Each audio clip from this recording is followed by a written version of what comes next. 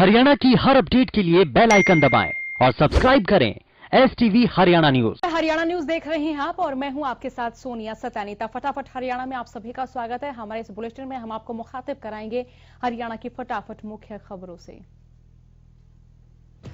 नए कृषि कानूनों के खिलाफ आंदोलन कर रहे किसान संगठन आज कोंडली मानेसर पलवल एक्सप्रेसवे पर ट्रैक्टर मार्च निकाल रहे हैं। 8 जनवरी को किसानों की सरकार के साथ 9वें दौर की बातचीत तय है, लेकिन इससे पहले आज किसान बड़ा प्रदर्शन कर रहे हैं।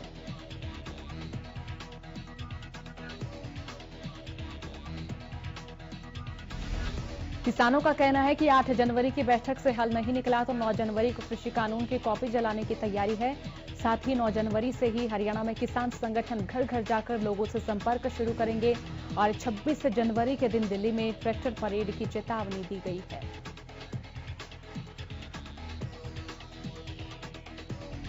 किसानों की ओर से किए जा रहे ट्रैक्टर मार्च के किसान नेता राकेश टिकैत अगुवाई कर रहे हैं।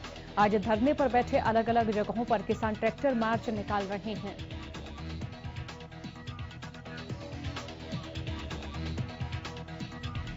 टोहाना में 3 कृषि कानूनों के विरोध में किसानों की ओर से शहर में ट्रैक्टर मार्च निकाला गया।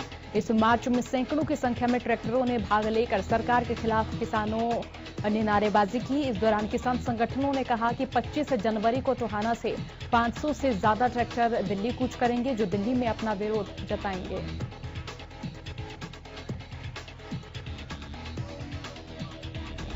उन्होंने कहा कि मोदी सरकार की ओर से जबरन किसानों पर 3 काले कानून थोपे जा रहे हैं, जिसके विरोध में दिल्ली में किसानों की ओर से लगातार धरना दिया जा रहा है। सरकार किसानों की बात को सुनने को तैयार नहीं है और इसके चलते किसानों की ओर से अलग अलग तरीके से अपना विरोध जताया जा रहा है।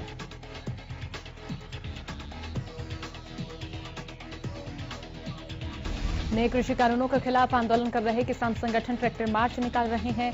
8 जनवरी को किसानों की सरकार के साथ 9वें दौर की बातचीत तय है, लेकिन इससे पहले आज किसान बड़ा प्रदर्शन कर रहे हैं। लेकिन उधर नूंह सहित कई अन्य जगहों पर किसानों को पुलिस ने नजरबंद किया है।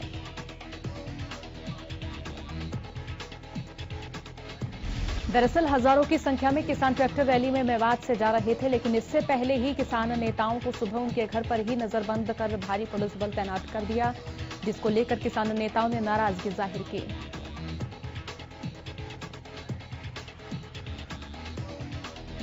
कुंडली मानेसर पलवल एक्सप्रेसवे बादली टोल पर किसानों ने ट्रैक्टर रैली निकाली और इस दौरान भारी पुलिस बल भी मौके पर मौजूद रहा। किसानों के ट्रैक्टर को छोड़कर अन्य किसी वाहन को पुलिस ने आगे नहीं जाने दिया। ट्रकों के साथ अन्य गाड़ियों को पुलिस ने KMP हाईवे पर खड़ी करवा दिया। बहादुरगढ़ की टीकरी बॉर्डर से किसानों ने ट्रैक्टर मार्च की शुरुआत की, लेकिन किसान ट्रैक्टर के साथ टीकरी बॉर्डर से सिंघू बॉर्डर के लिए रवाना हुए। भाकियू से जुड़े किसान ट्रैक्टर लेकर रवाना हुए। किसानों का ये कहना है कि ये रैली 26 जनवरी की परेड की तैयारी है। दिल्ली के अलग अलग बॉर्डर से किसानों का जत्था कोंडली मानेसर पलवल एक्सप्रेसवे के लिए रवाना हो रहा है और इसे लेकर सुरक्षा के कड़े इंतजाम किए गए हैं। KMP एक्सप्रेसवे पर पुलिस और अर्धसैनिक बलों की भारी संख्या में तैनाती की गई है।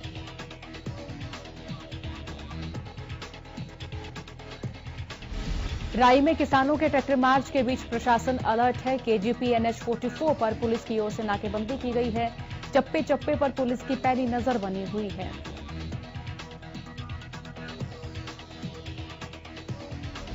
गोहाना से ट्रैक्टरों का विशाल काफिला KMP के लिए रवाना हुआ। हजारों की संख्या में किसान अपने ट्रैक्टरों के साथ KMP के लिए रवाना हुए। गोहाना सोनीपत रोड पर ट्रैक्टरों के काफिले के चलते सड़क पर भारी जाम लग गया है।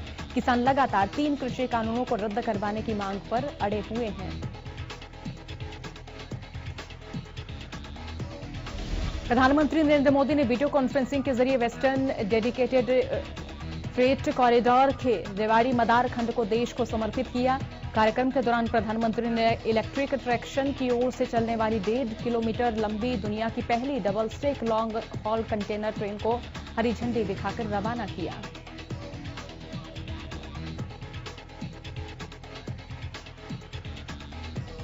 इस दौरान केंद्रीय मंत्री पीयूष गोयल के साथ ही राजस्थान और हरियाणा के राज्यपाल और मुख्यमंत्री भी उपस्थित हैं। पीएम मोदी ने कहा कि आज हरियाणा के न्यू अटेली से राजस्थान के न्यू किशनगढ़ तक पहली डबल स्टेट कंटेनर मालगाड़ी रवाना की गई है। ये अपने आप में बहुत बड़ी उपलब्धि है। भारत इस सामर्थ्य वाले दुनिया के गिने चुने देशों में अपनी उपस्थिति दर्ज करा रहा है।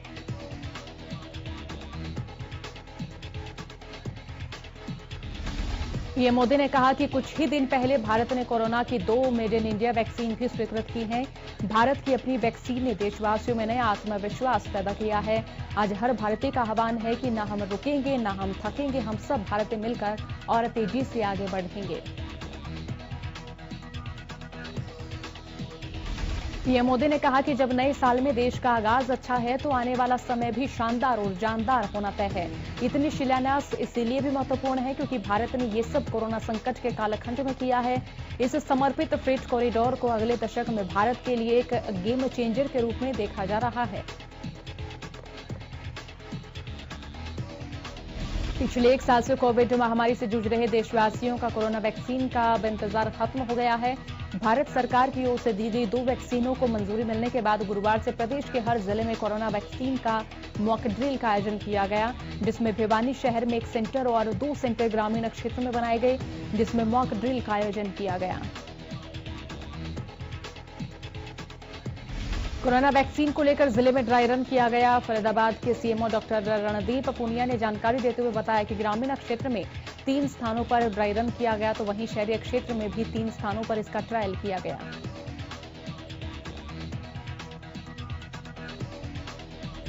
सिरसा में कोरोना वैक्सीन के सफल वितरण के लिए ड्राई रन की शुरुआत की गई। सिरसा के नागरिक अस्पताल के बूथ पर उपायुक्त प्रदीप कुमार ने पहुंचकर ड्राई रन की शुरुआत की। सिरसा में 6 बूथों पर ड्राई रन चलाया गया और हर एक बूथ पर 25 स्वास्थ्य कर्मियों पर मौजूद ड्राई रन किया गया।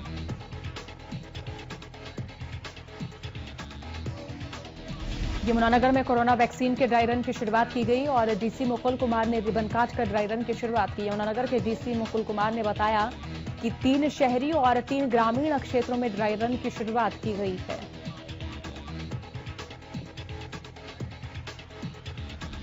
डीसी मुकुल कुमार ने बताया कि सरकार की हिदायतों के अनुसार पूरे प्रदेश में 2 घंटे के लिए कोरोना वैक्सीन का ड्राई रन किया गया।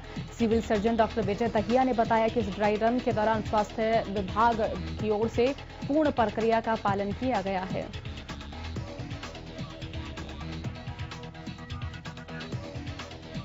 कोरोना वैक्सीन को लेकर अंबाला में 6 जगहों पर कोरोना वैक्सीन लगाने का पूर्वाभ्यास किया गया। अंबाला के उपायुक्त अशोक कुमार और civil surgeon doctor Kuldeep Singh ने ड्राई रन सेंटरों का जायजा लिया। उपायुक्त अशोक कुमार ने बताया कि वैक्सीन लगाने के लिए बनाए गए सभी केंद्रों का दौरा कर तैयारियों का जायजा लिया गया और सभी जगह वैक्सीन लगाने को लेकर पुख्ता इंतजाम किए गए।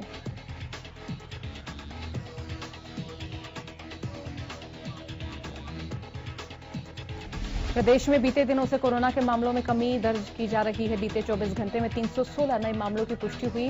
गुरुग्राम से 24 घंटे में 99 नए मरीज सामने आए, जबकि फरीदाबाद से 37 नए मरीज बीते 24 घंटे से सामने आए हैं।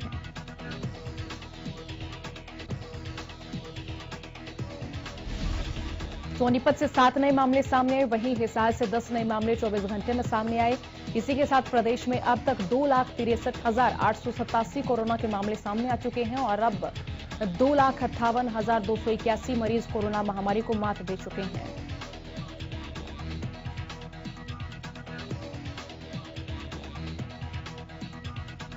मुख्यमंत्री मनोहर लाल ने परिवार पहचान पत्र के संबंध में अतिरिक्त उपायुक्तों की बैठक की अध्यक्षता की। इस दौरान सीएम मनोहर लाल ने कहा कि परिवार पहचान पत्र प्रदेश में व्यवस्था परिवर्तन का आधार बनेगा। मुख्यमंत्री परिवार पहचान पत्र के संबंध में प्रदेश के अतिरिक्त उपायुक्तों की हरियाणा निवास पर आयोजित समीक्षा बैठक की अध्यक्षता कर रहे थे।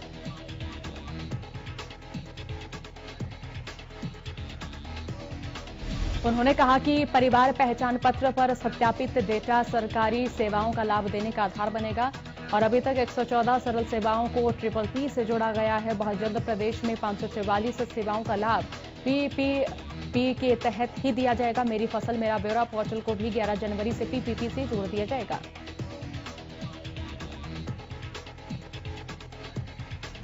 वहीं सीएम मनोहर लाल ने कहा कि सरकारी वित्त पोषित योजनाओं में भ्रष्टाचार को खत्म करने का काम भी PPP के माध्यम से होगा और कहा कि अंत्योदय हमारी सरकार की पहली प्राथमिकता है, इसीलिए परिवार पहचान पत्र के लिए चल रही इस प्रक्रिया को ईमानदारी और शुचिता के साथ पूर्ण किया जाना अति आवश्यक है।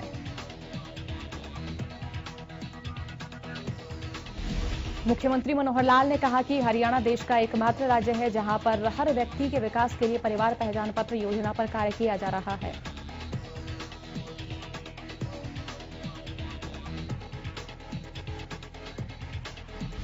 अंबाला स्टाफ रोड पर स्थित एक कमर्शियल बिल्डिंग की तीसरी मंजिल तोड़ने के लिए नगर परिषद की टीम पहुंची। इस दौरान नगर परिषद अधिकारी के साथ 2 एसडीएम भी मौके पर पहुंचे। भारी पुलिस बल के साथ पहुंची प्रशासन की टीम के सदस्य बिल्डिंग में गए तो वहां एक बीमार महिला मिली, जिसे एम्बुलेंस के जरिए अस्पताल पहुंचाया गया।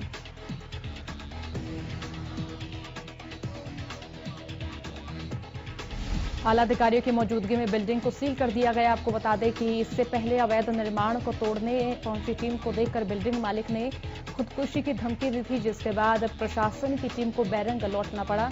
एसडीएम सचिन गुप्ता ने बताया कि माननीय हाईकोर्ट का आदेश था कि इसमें कोई अवैध निर्माण है तो उस पर कार्रवाई की जाए।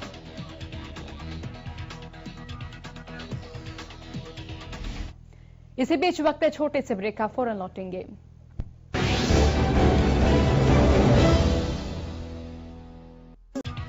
राष्ट्रीय ग्रामीण स्वास्थ्य मिशन यानी एनएचएम के तहत पानीपत के सिविल अस्पताल में एएनएम और जीएनएम के पदों पर हुई भर्तियों में अनियमितता की शिकायत दी गई।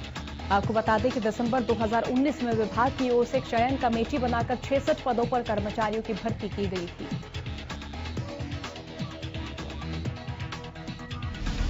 भर्ती में अनियमितता की शिकायत सीएम विंडो के जरिए स्वास्थ्य मंत्री और एनएचएम निदेशक को भेजी गई, जिसकी जांच के बाद भर्ती में दिए गए साक्षात्कार के नंबरों में गड़बड़ी पाई गई। एएनएम के 18 और जीएनएम के 20 सहित 5 बाहरी उम्मीदवारों को लोकल का महत्व देते हुए सभी को 20-20 अंक दे दिए गए, जो कि गलत थे।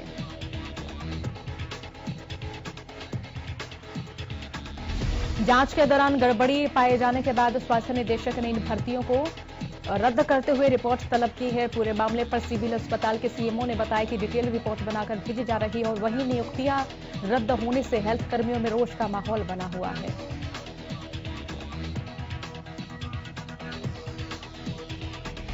एनआईटी फरीदाबाद के सी ब्लॉक में भीषण आग लग गई। इस दौरान एक महिला की जलकर मौत हो गई। आग इतनी भीषण थी कि आग पर काबू पाने के लिए दमकल विभाग की 80 से 90 गाड़ियों को कड़ी मशक्कत करनी पड़ी, लेकिन जब तक आग पर काबू पाया जाता तब तक मकान और दुकान में रखा सारा सामान जलकर राख हो चुका था।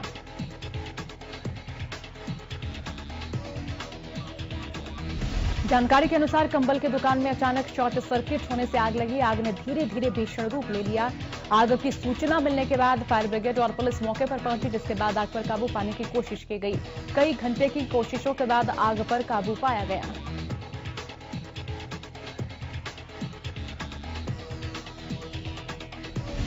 पंचकूला में अब तक 4,30,000 मुर्गियों की मौत हो चुकी है। इस मामले में हरियाणा पशुपालन विभाग के deputy director doctor Sukhdev Rathi ने कहा कि अब तक जितनी भी मुर्गियों की मौत हुई है उनमें बर्ड फ्लू के लक्षण नहीं मिले हैं, लेकिन एहतियातन तौर पर सैंपल जालंधर लैब में जांच के लिए भेजे गए हैं।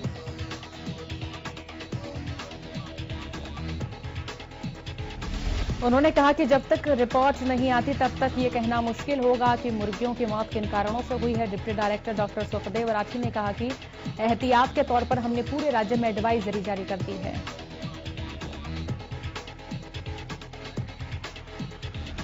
सोनीपत पुलिस ने गवानपुर के सरपंच बलराज को पंचायती रिकॉर्ड गायब करने के मामले में गिरफ्तार किया। आपको बता दें कि सरपंच ने पुलिस को शिकायत दी थी कि पंचायती रिकॉर्ड गायब हो गया है, लेकिन पुलिस ने इस पूरे मामले में पूछताछ करने पर पाया कि सरपंच ने ही रिकॉर्ड गायब करवाया था।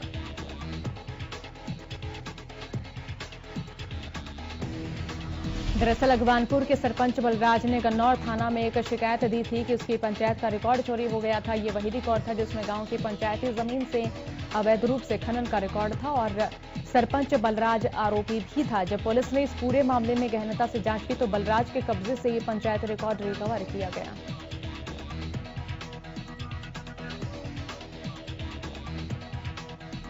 कुरुक्षेत्र के पिहोआ में पुलिस ने नशा तस्करों के पास से भारी मात्रा में नशीला पदार्थ बरामद किया।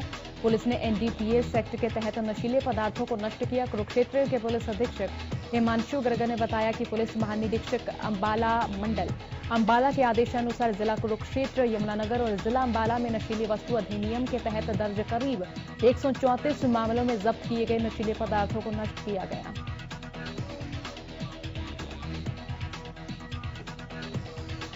यमुनानगर, अंबाला और कुरुक्षेत्र पुलिस की ओर से दर्ज किए गए 134 मामलों में जब्त 11 क्विंटल चूड़ा पोस्त और 300 ग्राम चरस, 64 किलो गांजा, नशीली गोलियां और इंजेक्शन बरामद किए गए। पुलिस ने सभी नशीले पदार्थों को नष्ट किया।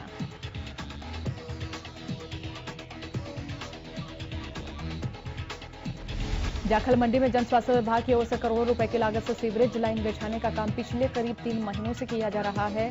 इस दौरान पाइपलाइन के लिए खोदे गए गहरे गड्ढों को न तो भरा गया है और न ही सड़क के किनारे से मिट्टी को हटाया गया है। ऐसे में लगातार हो रही बारिश के कारण लोगों को काफी परेशानी का सामना करना पड़ रहा है।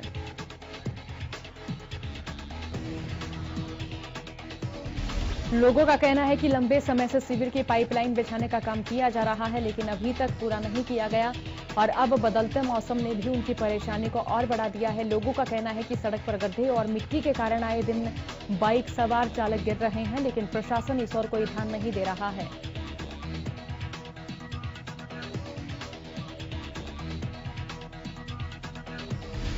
फतेहाबाद के अशोक नगर के वासियों ने बीजेपी नेताओं की एंट्री पर बैन लगाया। किसान आंदोलन के चलते मोहल्ला वासियों ने मोहल्ले में बड़े बड़े पोस्टर लगाकर साफ तौर पर चेतावनी दी कि किसान विरोधी कोई भी नेता मोहल्ले में न आए।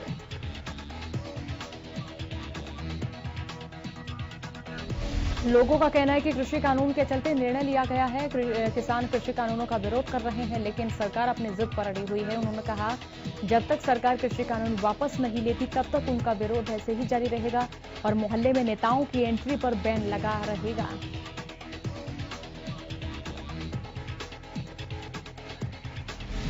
पूर्व कैबिनेट मंत्री विपुल गोयल ने आज फरीदाबाद में मौजूद अग्रवाल धर्मशाला का शिलान्यास किया। इस मौके पर सैकड़ों ग्रामीणों ने मौके पर पहुंचकर पूर्व कैबिनेट मंत्री विपुल गोयल का स्वागत किया। इस मौके पर विपुल गोयल ने कहा कि आज पद पर न रहते हुए भी जो समाज और शहर के लोगों ने मुझे प्यार और मान सम्मान दिया, उसके लिए मैं आप सभी का आभार प्रकट करता हूं।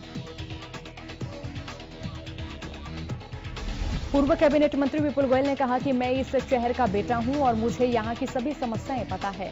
अपने कार्यकाल के दौरान जितना काम मैं कर सका उसे पूरा करवाने का भी प्रयत्न हर समय करूंगा और शहर में जो विकास कार्य धीमे चल रहे हैं उन कामों को माननीय विधायक जी के साथ मिलकर और तेजी से करवाने की कोशिश करूंगा। वहीं विपुल गोयल ने कहा कि फरीदाबाद शहर का कोई भी नागरिक परेशान है तो मैं उसके लिए 24 घंटे उपलब्ध था और हमेशा रहूंगा।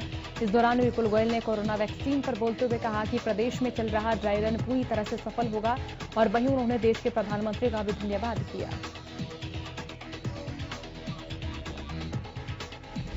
बल्लभगढ़ बाईपास रोड पर अज्ञात व्यक्ति के शव मिलने का मामला सामने आया, जिसकी प्रत्यक्षदर्शियों ने पुलिस को सूचना दी, जिसके बाद मौके पर पहुंची पुलिस ने शव को कब्जे में लेकर जांच शुरू कर दी है।